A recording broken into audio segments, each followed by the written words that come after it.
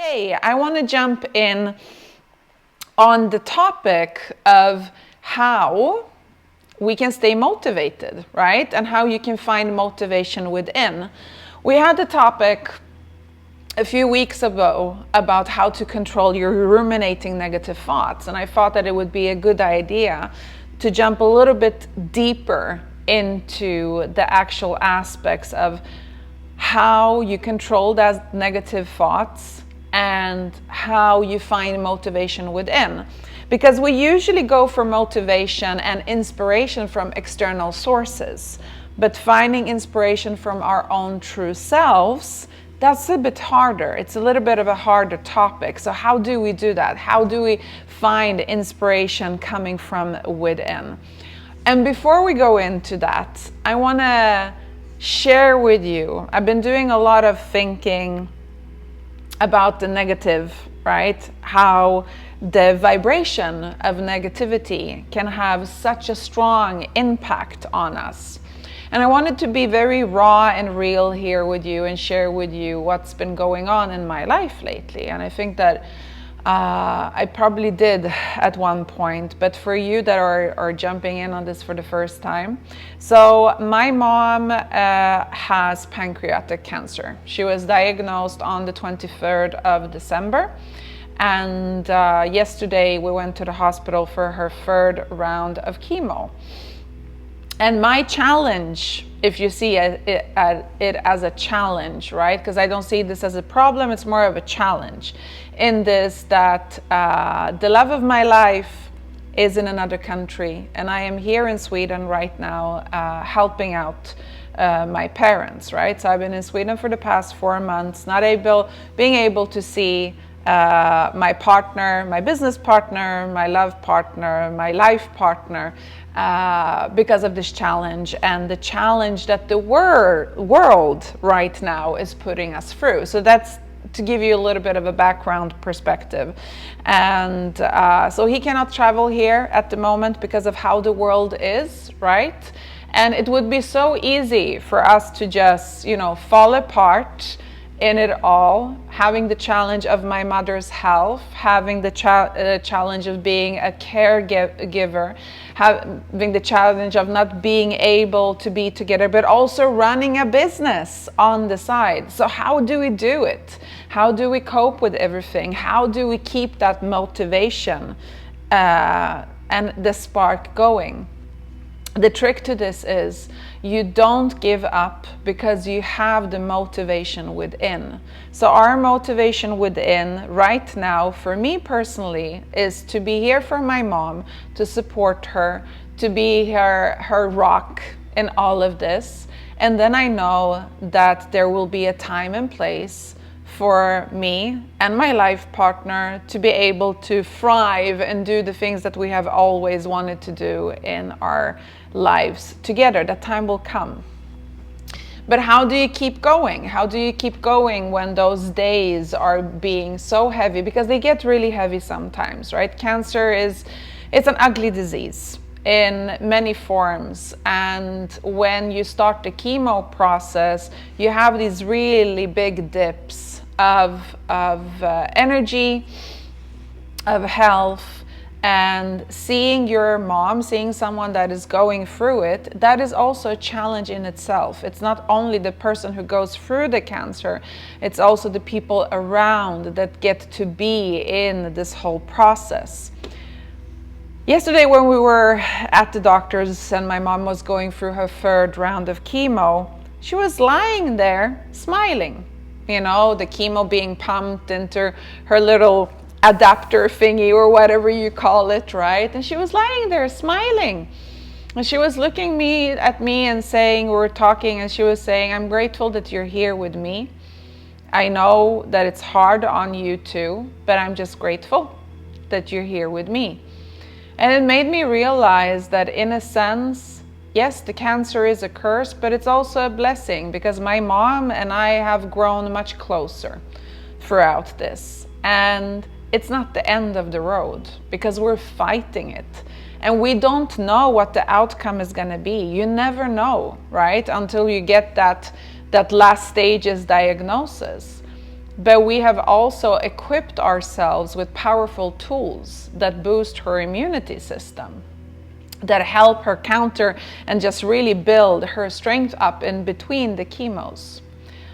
So how do we go about this? How do we go about, continuing, and how do you go away from that state of negative vibration? Anytime, and here finally, here comes what I wanted to say from the whole start. Anytime you have a vibration of the nature that is out of your alignment with your truth. I had to write this down so I would be able to tell you this.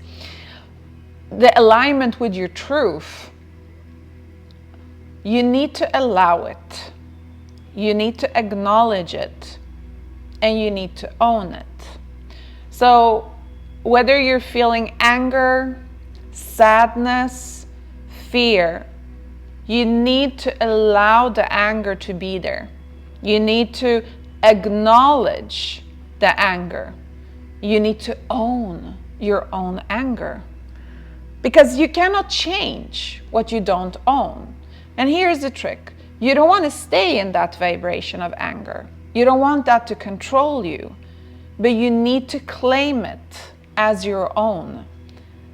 And this is a very important tool right here, right now. When you claim it, when you allow it, when you acknowledge it, and when you own it, you have the tool and the power to diffuse and neutralize it, just like a bomb. Just like a bomb, you can diffuse it, you can neutralize it, you can neutralize that negative state, that negative vibration. And how do you do that? So you already have the first part. Allow it. Let's say it's anger, right? Allow the anger to come. Acknowledge the anger that is there. Own your own anger. And now, when you've done all of those things, when you've claimed your own anger, you say it out loud or with your inner voice, depending on in which situation you are in, right? You say it out loud. I am feeling anger because I choose to believe I need, and then fill in the blank. So I believe in anger because I choose to believe I need. So for me, for example, sadness, right? I am feeling sadness because I choose to believe I need my partner to be here with me while I am going through being a caregiver for my mom. And then you are beginning to observe all of the feelings that come up in the statement. When the feelings come up, when you've said this statement, when you've clarified why do you need to feel that anger, that sadness, that hate, whatever negative state you're in, you're making these statements a moment where you will find that all of a sudden that anger, it somehow gets a little bit neutralized. Maybe it's getting diffused, right? So what happens here is that you're looking back on it. And when you allow it, when you to understand why it's there, why do I choose to believe that I need it, right? Then you understand where it comes from. And understanding it is power in this case. It's so powerful. And here, what is this going to do? It's going to allow you to be centered, to be grounded, because you've actually completed something here. You've completed a circuit. Because usually we as people, we're like, oh, I'm so angry, I'm so angry, I'm so angry, I'm so angry. I feel. But we never get to the bottom line of what we feel and where it comes from, where it stems from, and why we're feeling the way we are feeling. And usually when we go into that, where we're allowing ourselves to feel things, We usually want to blame the outer source, the external factor, instead of focusing on yourself. So again, I am feeling angry because I choose to believe that I need. What is it that you need? So what is the trigger point here to your anger? And what happens here is that you're going to start to rewire your brain. And when you rewire your brain, this is where the magic starts to happen, my friends, because you understand that when you are now grounded in yourself, into your physical self, this will allow the energy to dissipate. It will allow the energy of anger to start to leave you. Because what? You are taking control of that anger by understanding where it comes from, right? And now you will be able and capable to work around it. So how does that bring me back to my mom? How does that bring me back to the situation I am in right now? I allowed myself to feel angry, because in the beginning I was angry, not because of me not being with my partner. No, by my mom having to go through cancer. I got angry. But I allowed myself to be in that anger. And I was not ruminating in that anger. Instead, I was getting to the bottom line. What's the trigger? Why am I feeling so angry over this? And then came the sadness. The sadness of Arkady, my life partner, not being able to be here while I'm going through this with my mom. And I allowed myself to be sad. I allowed it to let it come. I acknowledged that it was there. I wasn't trying to put on a brave face and be the strong one for everyone. I claimed and I owned my sadness. And then I got to the bottom line. Why am I sad? Why am I choosing to believe that I need to blah, blah, blah, blah, blah, and all of the feelings that came up surrounding that sadness? This was the moment where the vibration of sadness started to flatten. It started to dissipate. Because when I finally understood why it was there, I could center myself and I could find peace within it actually coming, and I could find peace in knowing that I can also control it. And I had a really interesting discussion today with my life partner, because we were discussing this topic, and this is why I also feel that I am in this moment right here inspired to talk to you about this. Because I've been talking a lot about bypassing.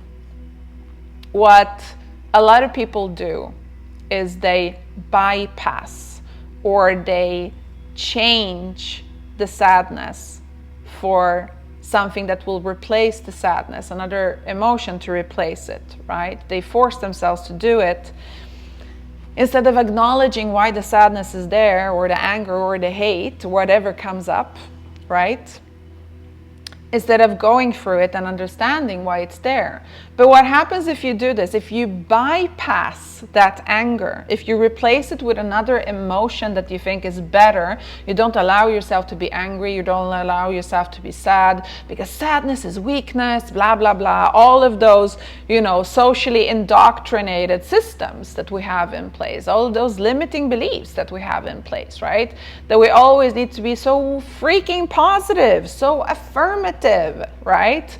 Writing affirmations everywhere. No, it's not about that. You can still have your affirmations. You can still have the I am enough, I am amazing. But if you don't allow yourself to be in the emotion, if you don't allow yourself to allow it coming up, acknowledging that it's there and owning it, to understand where it comes from, what is the trigger surrounding it, you will never neutralize it. You will never diffuse it. Instead, it's going to come back and bite you in the tushy, because that's what it does. Yes, it's going to come back tenfold because you never took the time to really go for it. You never took the time to go for that emotion, my friends.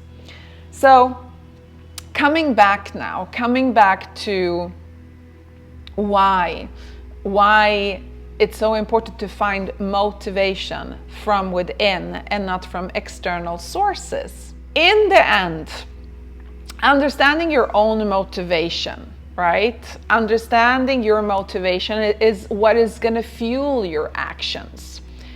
And this is where I'm going to tell you that reflecting and exploring is the key. When you take the moment to identify what truly inspires you and you connect that to your purpose, and maybe you're going to tell me now, but Monica, I don't know what my purpose is. Well, then it's time for you, my friend, to sit down and ask yourself, what is your purpose? Because we all have a purpose. That's the thing. And I'm not going to tell you that your purpose is to save the world. Maybe it is. What do I know? A purpose can be you being a teacher. A purpose can be you being a mother. A purpose can be you living your life in your own truth. A purpose can be you traveling the world, building houses for people. I don't know. What is your purpose? My purpose is to help women connect with their bodies, their minds, and their hearts so they can find and live their true life purpose. So when you find alignment between your goals and your deeper sense of purpose, you are connecting to just exactly that, right? And how do we enhance that motivation and well-being? Well, a lot of people talk about affirmations, and affirmations are awesome. But I'm going to tell you something that's even stronger, and that is how to shift your mindset. Again, going back, right? To allowing things that come up, acknowledging things to come up and owning the things to come up. And then ask yourself, again, why do I choose to have this in my life? Why do I choose to have this? Do I need this in my life? What is the trigger around it? And then the trick is going to be here to diffuse it, to not let it be in control of you, but you being in control of your mindset. And what is the bomb, the conditioner to keep that motor running? It's positive self-talk. To overcome challenges and stay motivated. And how do we do that? By cultivating gratitude. To shift our perspective and to increase that motivation. And you're like, yeah, I've heard this before, right? I've heard this before about gratitude practices. But when you are living in the present moment, all of those external factors, yes, they're still going to be there. But these external factors might actually inspire and drive you. They're not there to make your life a living hell. They're there to help you grow. And when you explore them, and when you align those external factors, those challenges, when you allow them to come up, when you acknowledge them and when you own them, you become the owner of your purpose. You become the owner of the outcome. The external factor is still going to be there. I'm not taking that away from you. It's still going to be there. But how you act upon it, that's the success here. So explore activities and goals that align with your passions. Allow yourself to really be in it, right? So what can you do here? Reflect on your motivations. Reflect on your mindset. Are you in constant negative vibration, or do you have bits and pieces of peace? Do you have a bypassed positive mindset that no, everything is peace, love, and understanding, it's all good? And then you're basically just closing yourself in a room, not allowing to be part of the world. Or are you actually in control of how you handle and tackle everything that comes at you, right? Do you have the tools? Are you equipped with all of these tools? And again, consider activities that are helping you setting those specific goals. Practicing gratitude, engaging in self-talk, keep a journal about your reflections. Don't hold it inside of you. By allowing yourself to reflect. This is my diary, by the way. This is my journal. Without it, I don't function. But this is for me.